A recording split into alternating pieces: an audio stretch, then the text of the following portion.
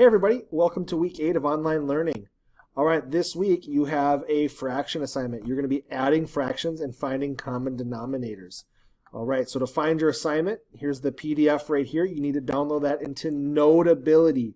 Do not use Explain Everything.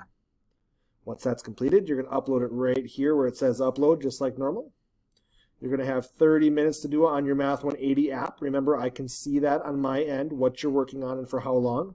We'll have our last Google meeting for Math Help this Wednesday at 1 o'clock like usual.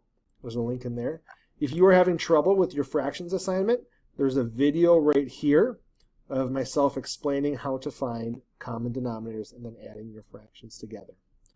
All right, if you have any questions, remember, get a hold of me. You can call me, you can email me, you can Schoology message me, we can do a Google Hangout, or we can do a FaceTime. So 5 ways to get a hold of me. If you need anything, let me know. Have a great week. Good luck.